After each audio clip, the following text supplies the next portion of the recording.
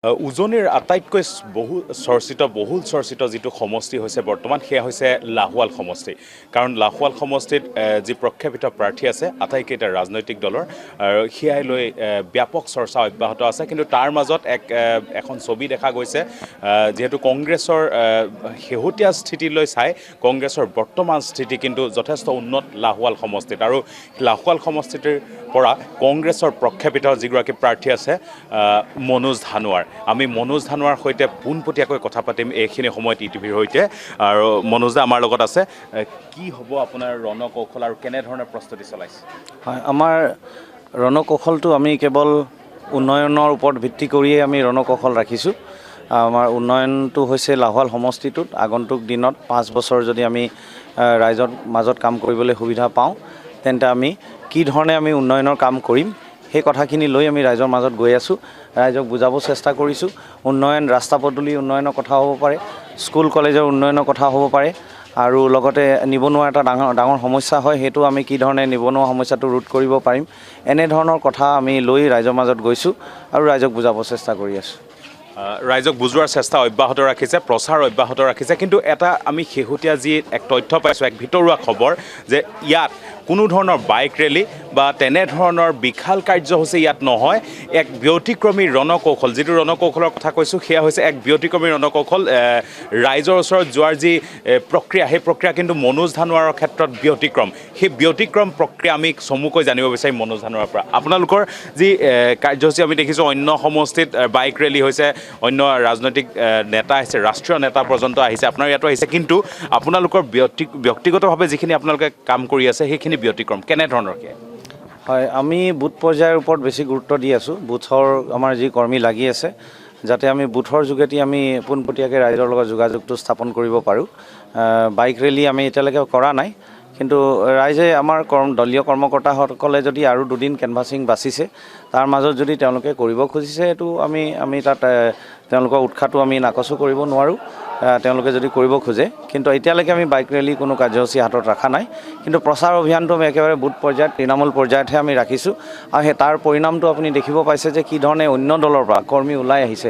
কাৰণ তেওঁলোকে এটা সন্মান পাইছে, আমাৰ মাজত এটা স্থান পাইছে, আৰু এটা অনুভৱ কৰিছে যে কংগ্ৰেছ দলৰ যিখিনি প্ৰতিশ্ৰুতি আছে বা নীতি আদৰ্শ আছে, এইখিনি আমি পালন কৰিম। আগন্তুক 5 বছৰ তেওঁলোকে অনুভৱ কৰিছে যে কাম কৰি তেওঁলোকে এটা স্থান পাব, আৰু সেইকাৰণে অন্য দলৰ পৰা ওলাই আহি আমাৰ মাজত কাম কৰিবলৈ ওলাই আহিছে।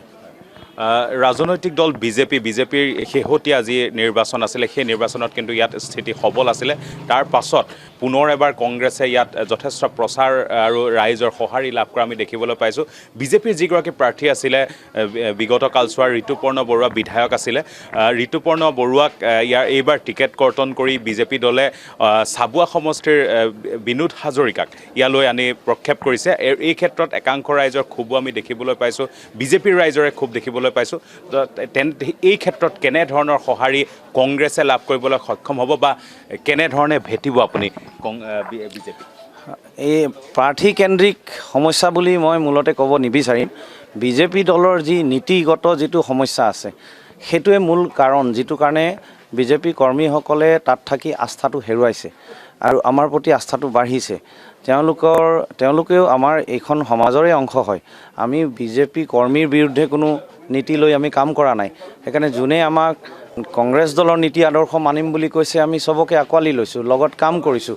বহুতে সন্মুখত আহি যোগদান কৰি কাম কৰি আছে, আৰু বহুতে বিজেপিত থাকিও আমাক সহায় কৰি আছে, কাৰণ তেওঁলোকে কংগ্ৰেছৰ নীতি আদৰ্শটো মানিছে। মনেৰে তেওঁলোক অনুভৱ কৰিছে যে কংগ্ৰেছতকৈ অন্য দল কোনো উন্নত নহয়। বিজেপিত থাকি তেওঁলোকে এটা সাংঘাতিক সমস্যা এটাত ভুগি আছে, য'ত কৰ্মকৰ্তাসকলৰ মূল্য নাই। মানে কিছু যোগদান কৰা কৰ্মকৰ্তাসকলৰ মুখত শুনিবলৈ পাইছোঁ, যেনেকৈ ইউজ এণ্ড থ্ৰ'। বিজেপিত এটা পলিচি আছে, ইউজ এণ্ড থ্ৰ' কৰিব জানে তেওঁলোকে। যিমান দিন হয় কৰ্মকৰ্তাসকলক ব্যৱহাৰ কৰিলে, আৰু যোনদিনাখন অনুভৱ কৰে যে তেওঁক সেইদিনাখন থ্ৰ' কৰিব পাৰি, তাৰ বদলি বেলেগ এজনক ল'ব পাৰোঁ, তেওঁলোকে সেইদিনাখন থ্ৰ' কৰে। সেইকাৰণে সেইখিনি কথা তেওঁলোকৰ চেণ্টিমেণ্টত লাগিছে, মনত আঘাত পাইছে।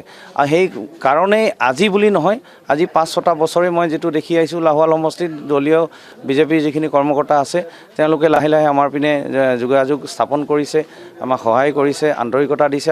আমিও তেওঁলোকক ৱেলকাম কৰিছোঁ। মনোজ ধানোৱাৰ আন এটা ব্যতিক্ৰমী পৰিচয় হৈছে মনোজ ধানোৱাৰে এই সমষ্টিটোত লাহোৱাল সমষ্টিটোত কেৱল এই নিৰ্বাচনৰ প্ৰাক্ষণত বা যেনেধৰণে অন্য নেতাসকলক দেখা যায় তেনেধৰণে নহয় মনোজ ধানোৱাৰে শেহতীয়া দীঘলীয়া সময় ইয়াত কাম কৰি আছিলে আমি চমুকৈ সেই বিষয়ে জানিব বিচাৰিম হয় না আমাৰ কিছুমান NGO গ্ৰুপ আছে NGOৰ জৰিয়তেও আমি আগৰ পৰা কাম কৰি আহিছোঁ শিক্ষাৰ ক্ষেত্ৰত আমি তিনিচুকীয়া আৰু ডিব্ৰুগড় জিলাত যেনেকৈ 123টা কেন্দ্ৰ স্থাপন কৰিছিলোঁ য'ত চৰকাৰী স্কুলবোৰ বা ভেঞ্চাৰ স্কুলবোৰ য'ত শিক্ষকৰ অভাৱ আছে আমি আজি 5-6 বছৰৰ পৰা এইখিনি দি আহিছোঁ তো এইটো আমাৰ নতুন কাম নহয় তাৰে এই 123টাৰ ভিতৰত বহুতকেইটা লাহোৱাল সমষ্টিতে আছিলে গতিকে এইখিনি আগৰ পৰা কাম কৰি থকা হৈছে কোভিড যেতিয়া কৰোনা ভাইৰাছৰ সময় হৈছিল সেইটো সময়ত আমি ৰাইজৰ মাজত গৈছোঁ যিটো সময়ত মানুহে কাষ চাপিবলৈ ভয় কৰিছিল কিছুমান জেগাত আমি চৰকাৰী পাৰমিশ্যন লৈ মেলিও হ'লেও গৈছোঁ চেনিটাইজেশ্যন প্ৰগ্ৰাম হাতত লৈছোঁ স্বাস্থ্যকৰ্মীসকলক আমি সম্বৰ্ধনা জনাইছোঁ আৰু সেই সময়ত খাদ্য সামগ্ৰী নাটনি হৈছিলে জেগাই জেগাই আমি গৈ খাদ্য সামগ্ৰী নাটনি য'ত য'ত হৈছে তাত সেইখিনি বিলাইছোঁ বানপানী সমস্যাৰ সময়ত আমি যুঁজিছোঁ মাইজান অঞ্চলটোত আপোনাৰ ফুকনাঘাট ৰমৰীয়া আনকি যোৱা বানপানীটো খনিকৰৰ কিছু অঞ্চলতো বানপানী দেখা গৈছিল এইখিনি গোটেইখিনি বানপানী সমস্যাৰ সময়তো আমি ৰাইজৰ মাজত থাকি কাম কৰিছোঁ গতিকে ৰাইজৰ সঁহাৰি পোৱাটো স্বাভাৱিক হয় শেষৰটো প্ৰশ্ন চাহ বাগিচা প্ৰধান অঞ্চল বাগিচাৰ ভোটাৰ আছে যথেষ্ট চাহ জনগোষ্ঠীয় লোকৰে এক সমৃদ্ধ এইটো এটা অঞ্চল ক'বলৈ গ'লে লাহোৱাল সমষ্টি চাহ বাগিচাৰ ভোটাৰৰ ক্ষেত্ৰত কেনেধৰণৰ স্থিতি আপুনি কেনেধৰণৰ সঁহাৰি পাইছে হয় আপোনাৰ যিকোনো চাহ বাগিচাত যাওক লাহোৱাল সমষ্টিত আমি কিমান সঁহাৰি পাইছোঁ আপোনালোকে নিজ চকুৰে দেখিবলৈ পাব শ ৰাইজ ওলাই আহিছে আৰু আমাক সমৰ্থন জনাইছে তেওঁলোকে বুজি পাইছে যে কি ধৰণে 5 বছৰ বিজেপি চৰকাৰে তেওঁলোকক শোষণ কৰিলে তেওঁলোকে বুজি পোৱা হৈছে যে 351 টকাটো আৰু বিজেপিয়ে কেতিয়াও নিদিয়ে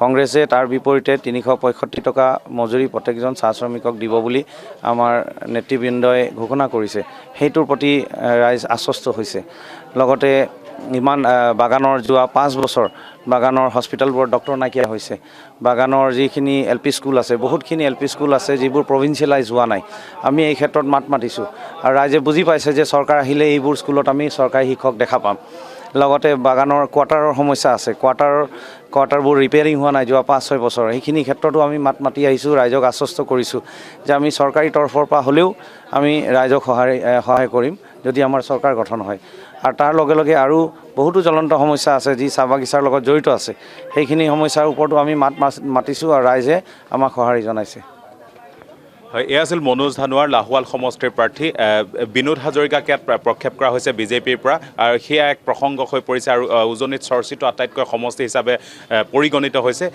মই আছিলোঁ মনোজ ধানোৱাৰ সৈতে ৰাষ্ট্ৰীয় সংবাদ মাধ্যম ETV ভাৰতৰ এই প্ৰেক্ষাপটত নিৰ্বাচনৰ যে প্ৰাক্ষণৰ এই মুহূৰ্তত আৰু মনোজ ধানোৱাৰে শেহতীয়া নিজ পৰিকল্পনা নিজ ৰণকৌশলৰ বিষয়ে ক'লে আমাৰ ফালৰ পৰাও মনোজ ধানোৱাৰলৈ শুভেচ্ছা থাকিল কিন্তু আগন্তুক যি প্ৰথম পৰ্যায়ৰ ভোট গ্ৰহণ আছে ভোট গ্ৰহণৰ পাছত যি ফলাফল ওলাব তাতেই নিৰ্ণয় হ'ব মনোজ ধানোৱাৰৰ লাহোৱাল সমষ্টিত কোনে মাৰিব শেষ হাঁহি মনোজ ধানোৱাৰৰ ভৱিষ্যত